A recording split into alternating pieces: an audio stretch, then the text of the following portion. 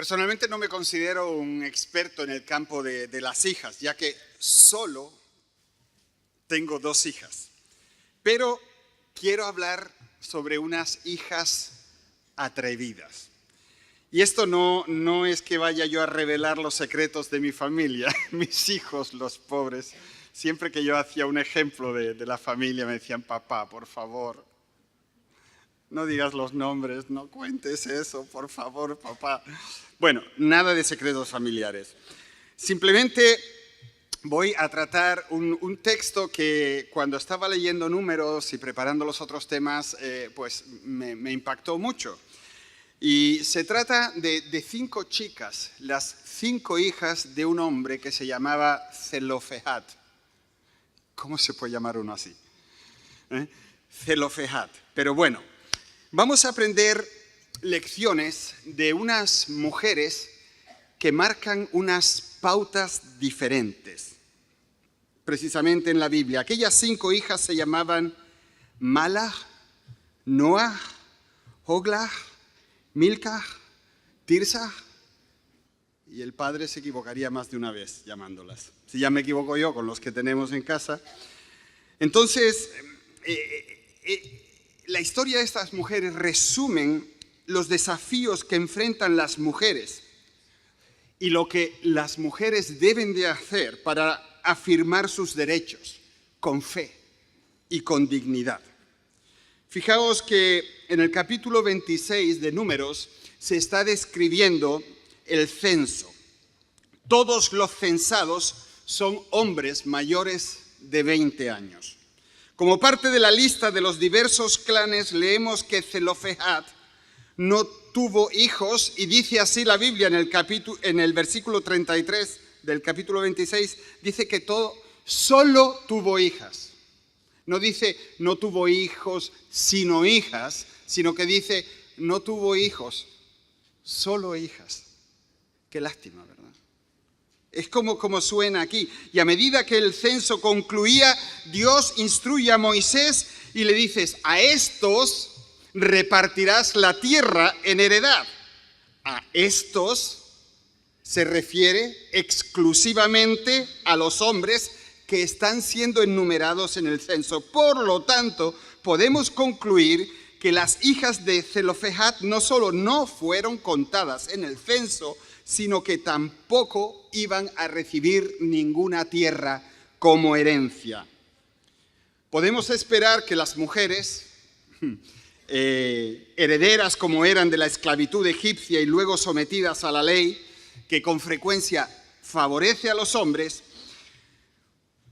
podían haber reaccionado callándose, aceptando como natural la regla decretada para que la obedezcan. Podríamos esperar que aquellas mujeres, justo en aquellos días, se quedaran junto a sus tiendas, que permanecieran fuera de la vista y no se alejaran de sus familias. Entonces, ¿cómo y por qué las hijas de Zelofehad escribieron un nuevo capítulo en la historia? Queridos, ellas escribieron un nuevo capítulo en la historia porque se atrevieron a salir del nicho que la vida supuestamente les había otorgado. Ellas rompieron su espacio social, se saltaron el destino que parecía que estaba impuesto sobre sus vidas. El texto nos dice que ellas vinieron, se acercaron y se presentaron otra vez. No se apocaron, no se amoldaron, no aceptaron lo que tenían que haber aceptado, no cumplieron para nada con el rol, con el papel que supuestamente la vida les había designado. Se lo saltaron, no a la torera, pero se lo saltaron. Y eso escribió una historia de tal importancia que la Biblia nos la refleja. Vamos a ver la situación. Para un hombre de aquellos tiempos, eso de tener 5 hijas, seguramente que lo califica como héroe de la fe. Siempre creyendo que ahora iba a nacer el chico. Ahora viene el heredero, ¿no? Y no, vino una niña. Bueno, no pasa nada, cariño. Venga, a por el próximo. Una niña. Alabado sea el Señor. Vale, vamos a por el próximo. ¿Otra niña? Oye, a ver qué hacemos, ¿no? Venga, adelante, que la tierra es grande y la herencia nos está esperando. Número 4, niña.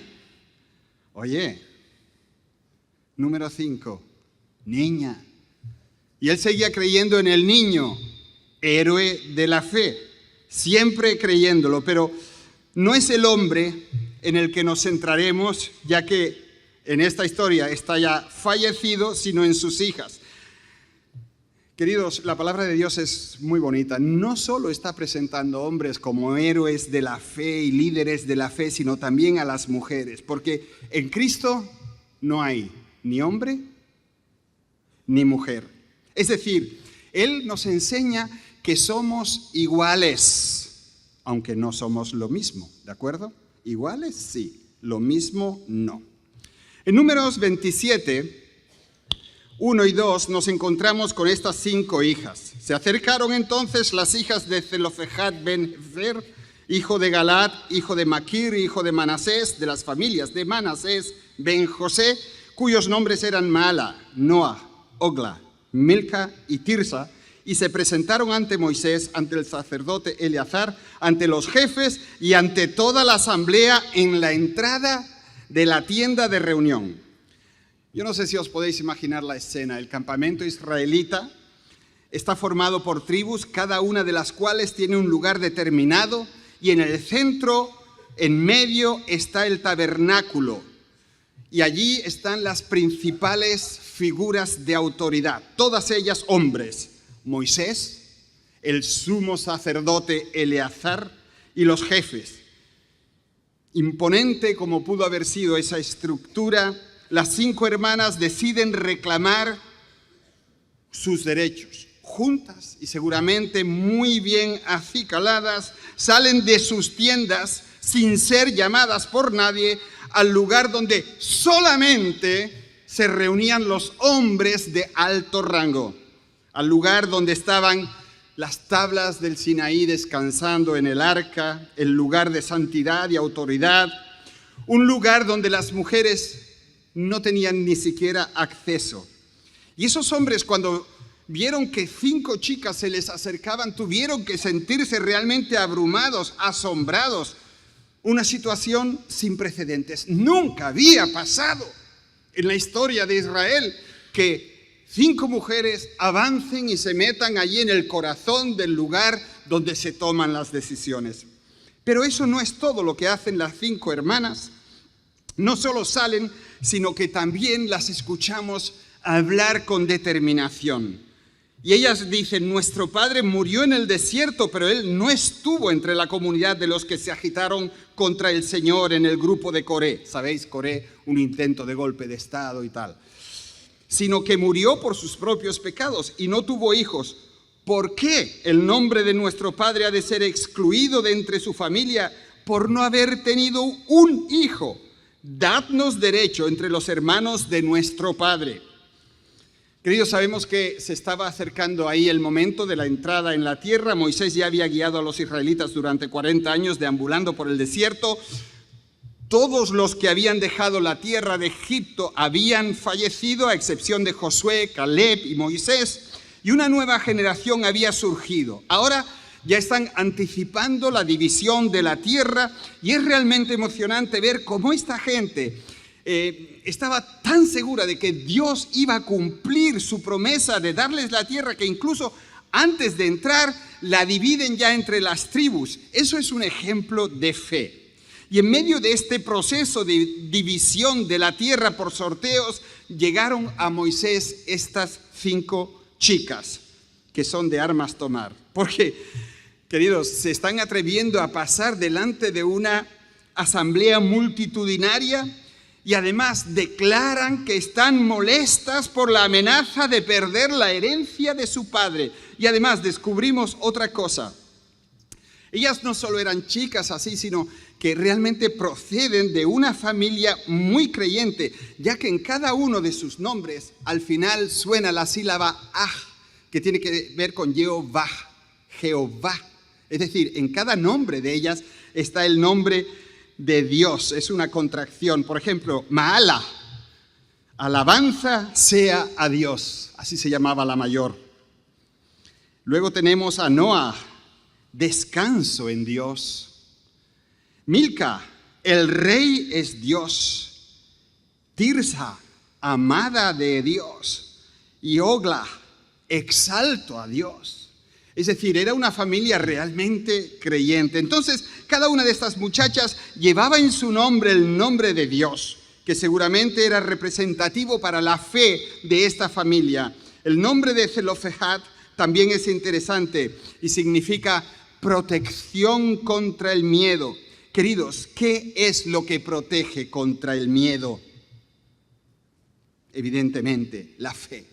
La fe vence al miedo. Siempre que estés plagado de miedos de cualquier tipo, tu respuesta puede y debe de ser la fe. Es por eso que Jesús les dijo a sus discípulos una y otra vez: no temáis, creed solamente. La fe conquista el miedo. La fe conquista el miedo.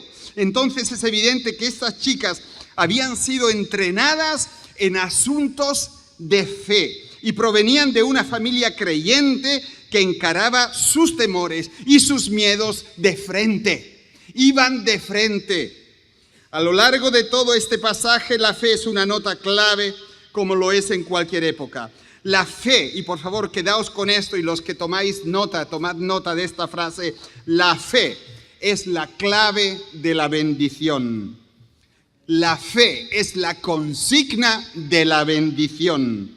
No importa si es el siglo I o es el siglo XX.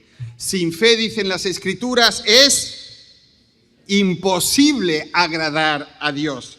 Y esto debe de ser enfatizado hoy porque encuentro muchas personas que tienen problemas con esto dentro de la iglesia. Más de uno me ha llamado en medio de la noche para decirme que tiene dificultades para ejercer la fe.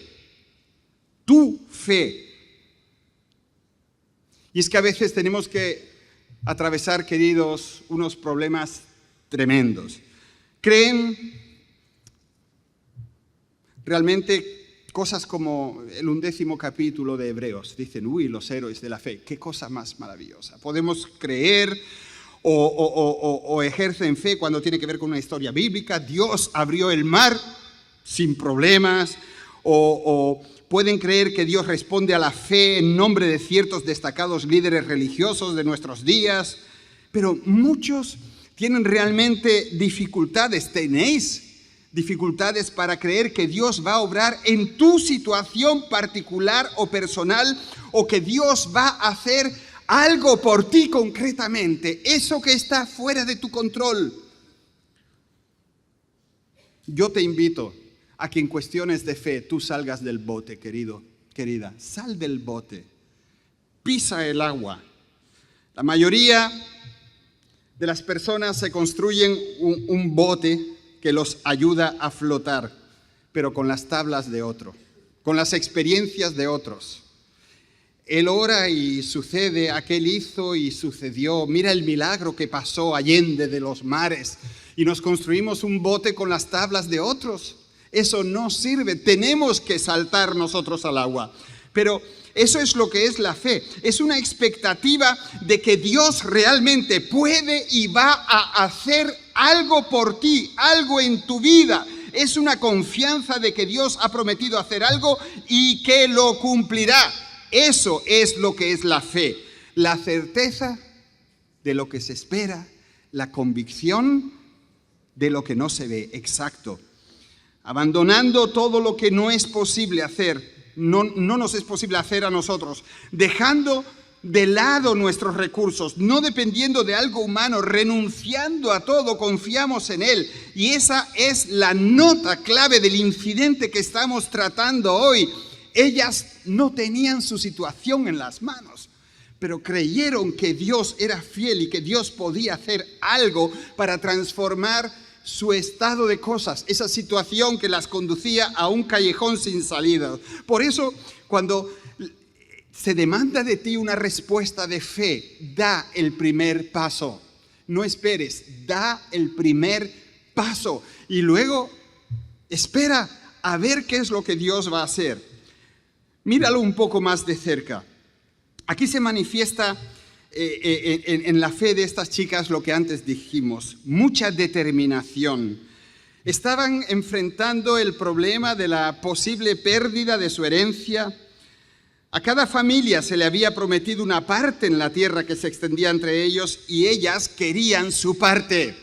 Ellas querían que la promesa se hiciese realidad en su vida. Y muchas veces durante ese viaje por el desierto, yo creo que ellas habían soñado con lo que iba a ser su porción de la tierra. Se preguntaban dónde estarían y lo que Dios habría preparado para ellas y para su padre en la tierra de la promesa. Sin embargo, ahora parece como si todo eso se hubiese perdido. Cuando su padre muere, su herencia aparentemente desaparece con él. Pero ellas no aceptan ese fait accompli o esos hechos consumados. No lo aceptan porque hay una promesa detrás. Y aunque la promesa esté chocando con la realidad, ellas confían en que esa promesa es también para ellas. Mira, cuando Dios te da una promesa, cuando Él te da una palabra, Él lo va a hacer. Y los hechos consumados no son nada en las manos de Dios. Nosotros sabemos que estas historias del Antiguo Testamento sirven para ilustrar la verdad útil para nuestra propia peregrinación espiritual. Como en un momento dado la tierra de Canaán fue la tierra prometida para los israelitas, así Dios expone ante nosotros una tierra de promisión. Hay promesas para nosotros, queridos. Hay promesas muy reales. Es la promesa de que Dios puede derramar en tu vida de su poder, de su bendición. Es la promesa de que Él puede renovar el estado de tu vida, que puede hacerte fecundo en la vida cristiana. Es madurez, si quieres expresarlo así. Plenitud es otro término para ello. Las promesas del Señor para nuestra vida no son cositas pequeñas, sino realmente poderosas, transformadoras. Es la promesa de Dios de convertirnos en el tipo de personas que Él desea que lleguemos a ser, de que encontremos recursos internos y la fortaleza que nos va a permitir enfrentar la vida. Y hay promesa para ello. Hay victoria en el nombre de Cristo. Mirad, todo eso está representado en las Escrituras por la figura de la tierra prometida de Canaán. A la tierra de Canaán, a la tierra de las promesas de Dios, tenemos que entrar. Con todos los recursos que nosotros tenemos que avanzar.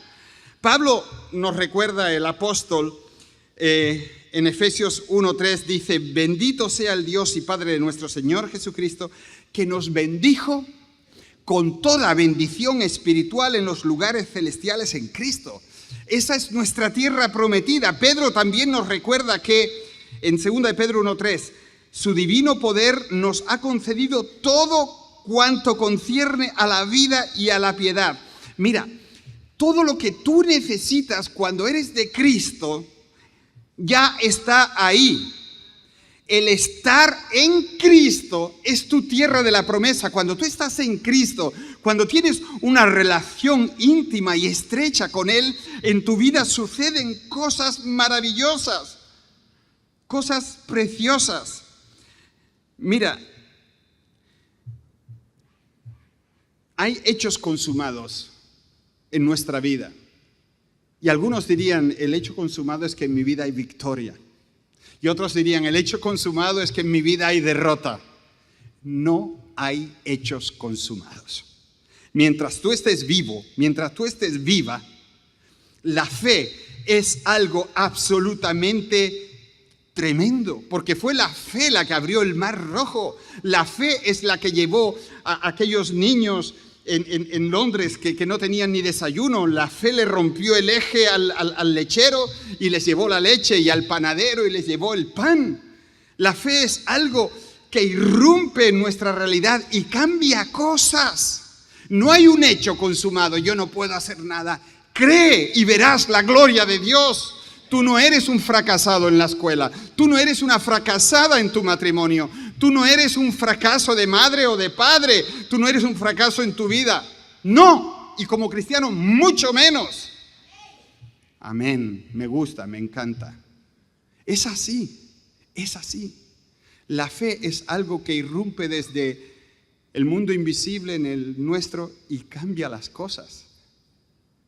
Y aquello que nosotros dábamos por perdido no está perdido, sino que Dios lo transforma. Queridos, es absolutamente imperativo que los cristianos determinemos o deseemos poseer eso, porque Dios no va a forzar sus bendiciones sobre nuestra vida. Muchos cristianos nuevos cometen un error en este sentido. Piensan que, habiendo recibido al Señor Jesucristo, todo lo que necesitan va a llegar automáticamente, lo quieran o no, pero eso no es verdad. Si tú no quieres lo que Dios desea darte, no lo va a forzar sobre ti. Si no tomas lo que Dios te ofrece, nunca lo vas a tener. Por lo tanto, la fe se manifiesta particularmente por esa clase de determinación, que es el deseo incontenible, el deseo agresivo de alcanzar lo que Dios te quiere dar. Mira, alguien ha dicho en cierta ocasión, ahora tenemos tanta bendición como deseamos. ¿Tú te crees que eso lo puedes firmar? Ahora tenemos tanta bendición como deseamos. Es tremendo, es tremenda esa frase. No es lo mismo cantar que yo quiero más de ti, que desearlo genuinamente y vivirlo ya. Meditad esto en unos momentos, queridos. Ahora mismo tú estás viviendo al nivel de victoria espiritual en la que has decidido vivir porque no quieres más.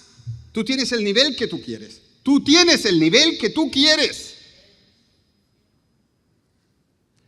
Si alguna vez quieres tener más de la plenitud de la bendición de Dios, debes despertar un deseo por ella dentro de ti. Debes de querer lo que Dios quiere y ofrece. Debes determinar tenerlo. Déjame que lo diga con otras palabras, eres tan victorioso como tú deseas serlo. Los límites nunca están del lado de Dios, siempre están en el nuestro.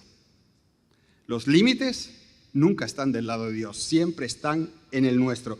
Cada entrada a la bendición está enmarcada con las palabras: dichosos los que tienen hambre y sed de justicia, porque serán saciados, serán saciados. Así que, ¿sabes? El límite no lo tenía Dios ahí en el Mar Rojo, lo tenían los pobres israelitas. Entonces, ¿qué hizo Dios? Se encargó de quitar el límite. Pero los límites los ponemos nosotros. Ahora, la fe rompe los límites y nos lleva muchísimo más allá. Yo quisiera mostraros los logros de estas muchachas. ¿A dónde llegan con esa actitud práctica y guerrera, inconforme con el status quo, que no acepta nada como un hecho consumado? Estas chicas, queridos, y yo las veo ahí, en primer lugar, eran gente con una determinación clara. Yo sé que la palabra ha sonado ya varias veces, pero yo la quiero dejar en blanco y negro aquí. Determinación, determinación que existe a pesar del desaliento.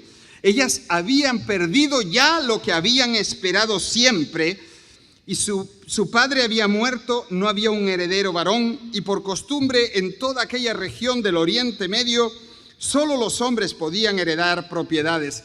Por lo tanto, aquello parecía una causa perdida. ¿Cuántos de vosotros habéis estado ante una situación que habéis dicho, esto ya está, ya de aquí no paso? Claro, hay momentos de esos, pero muchos. Entonces, algo hizo que estas chicas esperaran que las cosas pudieran ser diferentes. Yo no sé si tú estás ya cavilando, ¿qué hizo que ellas pensaran de otra manera y actuaran de otra manera? Yo me imagino a estas chicas que después de la muerte de su padre y antes de que empiecen a dividir la tierra, ellas se sientan y se ponen a hablar de todo. Bueno, eran chicas, ¿no? Entonces, mientras hablaban entre ellas, comienzan a darse cuenta de algo. Probablemente notaron un factor importante en cuanto a esa promesa de la tierra. Que la tierra no les iba a ser dada por sus méritos, sino que era según la gracia de Dios. Dios no estaba pidiendo a los israelitas que se ganaran la tierra de Canaán, sino que se las estaba dando, porque se la había prometido. Entonces, no dependía de las batallas, aunque Dios los mandaba a las batallas para educarlos, sino más bien de la gracia de Dios que iba a regalarles aquella tierra. Y estas chicas habían crecido en un hogar que entendía la fe, la gracia y otros términos similares. Y mientras pensaban en esas cosas, yo creo que se decían unas a otras, mira, quizás no todo está perdido. Después de todo, si esto es una cuestión de gracia y no de la ley, la gracia puede con cosas que la ley no puede. Quizás, si lo pedimos, Dios ya ha previsto una situación como la nuestra. No hay nada revelado que esté en contra y tal vez en la gracia Dios encuentra la manera de darnos lo que nos falta y eso es fe y a mí me gusta. Mira, tu vida, todo lo que se mueve en ella, es cuestión de gracia divina, no de ley. Tú eres perdonado por gracia, no porque te lo ganes. Dios te dirige por gracia, Dios te bendice por gracia. Tú no te ganas nada, simplemente te pones en sus manos y la gracia de Dios te rodea y las cuestiones se dan. Y eso es exactamente lo que está en línea con las promesas también en el Nuevo Testamento. Recuerda, por ejemplo, esta gran promesa de Romanos 8:32. Dice, el que no eximió ni a su propio Hijo, sino que lo entregó por todos nosotros, ¿cómo no nos concederá también con Él todas las cosas? ¿Qué es lo que tu corazón necesita? ¿Qué es lo que tu alma ansía? ¿Qué es lo que tu espíritu está deseando? ¿Qué es lo que tu vida necesita? El Señor te lo ha dado. El Señor ya te lo ha dado en Cristo. Solo tienes que acceder a ello. Ya lo tienes. Y eso es gracia. Él conoce los sentimientos que nos oprimen y nos poseen. Por eso dice que nos acerquemos confiadamente al trono de la gracia, Hebreos 4:16, para recibir misericordia y hallar la gracia que nos ayude en el momento que más la necesitamos. No estás sola. No estás sola. El Señor está de tu parte. No estás solo. El Señor conoce tu necesidad. No estáis al margen de Dios. Él está ahí con los suyos. Seguramente una de las razones por las que hoy estamos tan necesitados en asuntos de fe es porque hemos perdido el concepto de la grandeza de la gloria de Dios. Hemos olvidado la disposición de Dios para darnos todo lo que necesitamos. Y es difícil hacer creer esto a la gente, pero Dios te quiere decir que Él te dará lo que necesitas. Él no te va a dar lo que tú quieras. Él no te va a dar lo que tú crees que estás necesitando, sino que va a cubrir tu necesidad real. Y Él eso no lo pasa por alto. Él dice eso y lo dice en serio, tanto hoy como en cualquier otro momento. Y entonces estas chicas se aferraron a las posibilidades de la gracia y la experimentaron. Saben que la continuidad del apellido depende de que le den una herencia en la tierra y se dan cuenta de que la ley actual no era la adecuada. No toman su circunstancia tan inusual en cuenta, pero ellas, debido a que consideran que la ley de Dios es justa, que Dios siempre trata de acercarse a la justicia, no dudan en decir, esta situación es injusta.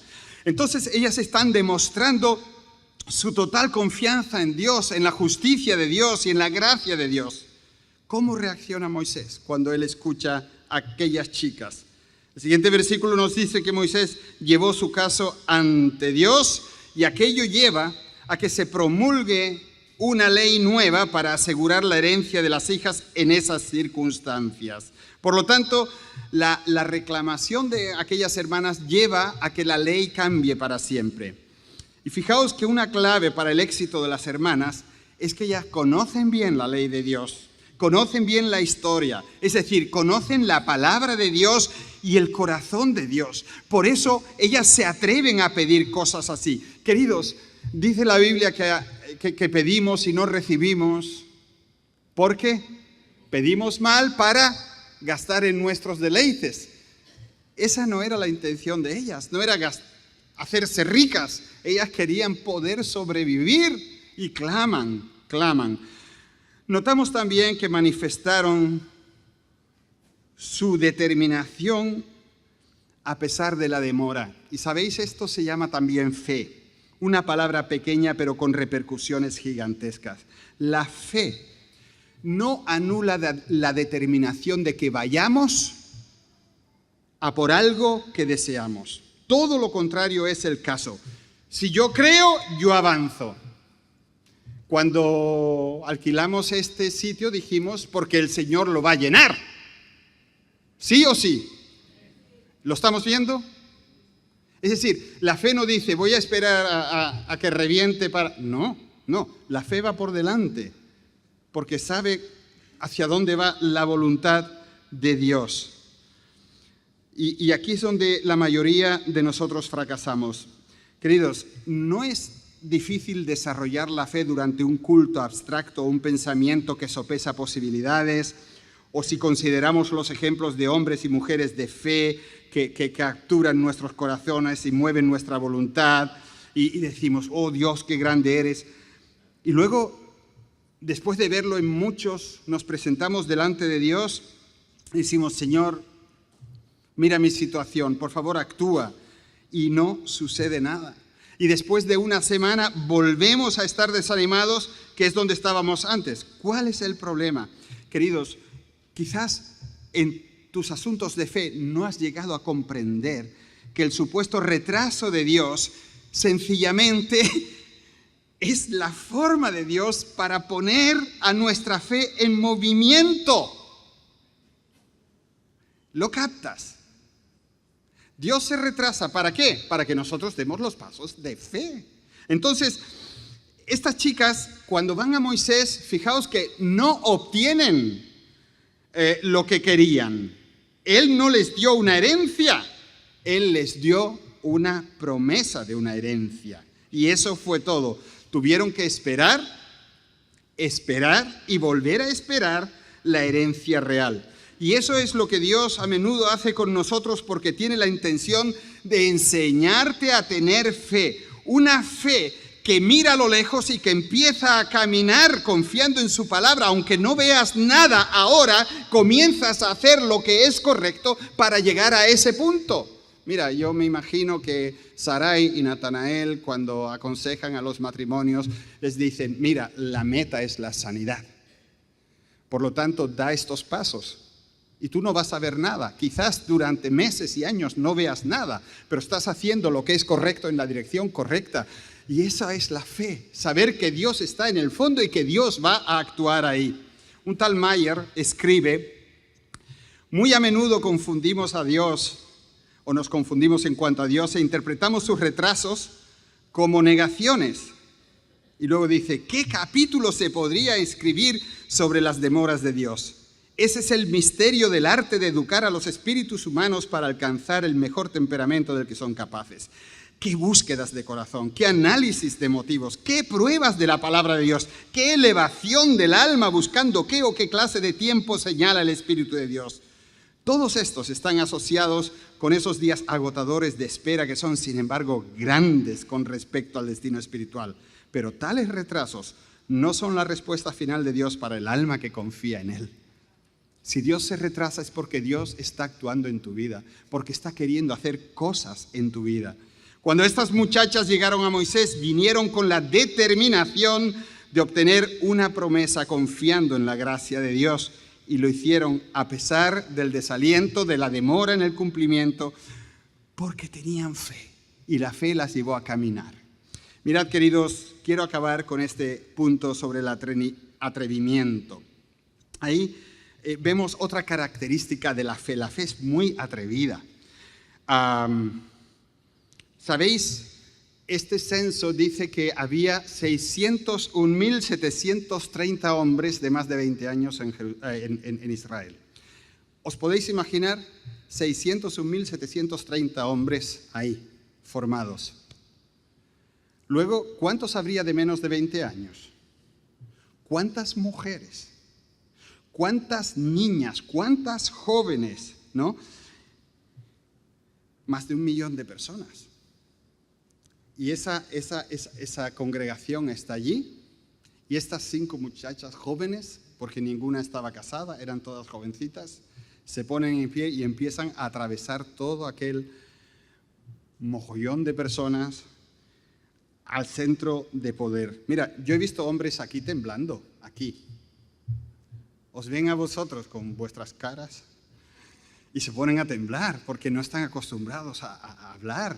A mí cuando alguien me da la mano después del culto, dice, ¡ay, qué frío estás! Claro, estoy súper nervioso. A mí me cuesta estar viendo a gente como Lola todo el tiempo. No, es costoso, pero fijaos que son 5 chicas que se atreven frente a más de 1 millón de personas y además hablan allí delante y exponen su caso. Es decir, estaban decididas a obtener la herencia que Dios le había prometido y dan los pasos adelante. Y sabéis, en su camino, y queridos, a veces es nuestro camino también, en su camino se encontraba el obstáculo más poderoso para avanzar que se haya conocido. Y es una de las armas favoritas de Satanás. ¿Sabéis lo que era? La tradición. La tradición. La frase, nunca hemos hecho esto antes, ha hecho fracasar más proyectos que cualquier otra cosa. Los intentos más maravillosos han sido sofocados, frustrados o apagados por alguien que dijo, eso nunca lo hemos hecho así. Y las chicas estaban enfrentando ese mismo tipo de problema. Un tal Dixon dijo en cierta ocasión, la tradición fue la oposición más constante, más persistente, más obstinada, más diabólica que Jesús hubiera conocido. Lo atacó abiertamente por todas partes y silenciosamente rechazó su enseñanza. Incluso la mujer samaritana estaba armada con el garrote ancestral de ¿eres tú mayor que nuestro padre Jacob? Nuestros padres adoraron en esta montaña. Sin salirse de las costumbres, no podría haber habido una iglesia cristiana. Los grandes ganadores de almas del pasado tuvieron que sacudirse los grilletes del exceso de conservadurismo en los métodos. Wesley, Edwards, Finney. La iglesia, escribe este hombre, crece destruyendo iconos. Su primer trabajo consiste en rechazar a los falsos dioses. El Señor puede poner esta iglesia cabeza abajo, queridos. Lo puede hacer y quizás lo tenga que hacer para que su gloria se extienda por toda esta ciudad. Es tremenda, la tradición es una maldición. Habría en esta ciudad decenas de miles de personas conociendo y andando con Cristo si no fuera por la tradición que los tiene acogotados, los tiene bien cogidos. Por eso, yo te digo que despiertes a su luz. Despierta una nueva luz. La necesidad urgente y más obvia hoy por hoy es que los cristianos nos despertemos al hecho de que no debemos de conformarnos al status quo. No debemos de conformarnos con las cosas tal y como son, ni con nuestras vidas tal y como son, sino que tenemos que buscar algo que va más allá, que es mejor, que es más alto, que es precioso.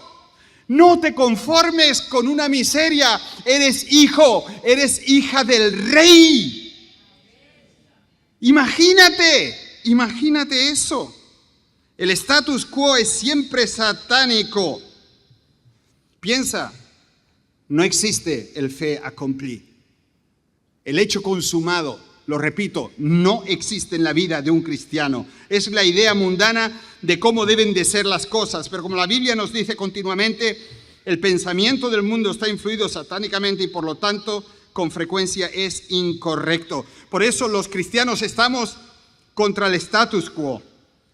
Los cristianos están ni más ni menos llamados a ser revolucionarios, no en un sentido anárquico, sino ligados a Cristo, como lo expresa Pablo, no en contra de las leyes de los hombres o del Estado, no rebeldes, sino marchando y viviendo de acuerdo a una melodía diferente. Debemos de movernos contra la tendencia de los tiempos y abandonar las costumbres cuando contradicen o contrarrestan el movimiento del Espíritu Santo en nuestras vidas.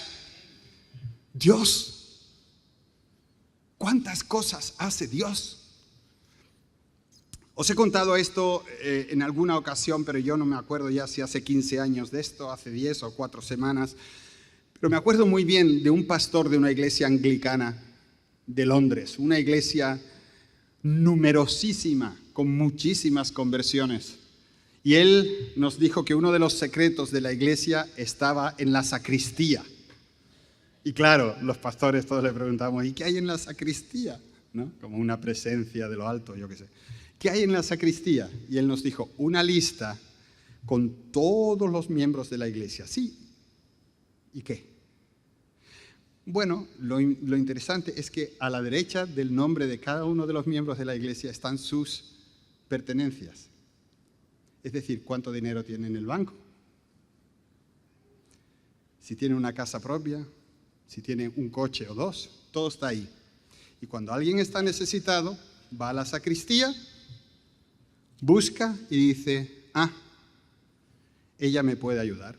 Y se dirige a ella y dice, mira hermana, he visto que tú tienes 15.000 euros en el banco y la verdad, me hacen falta 2.000 euros, así que por favor, ahí está.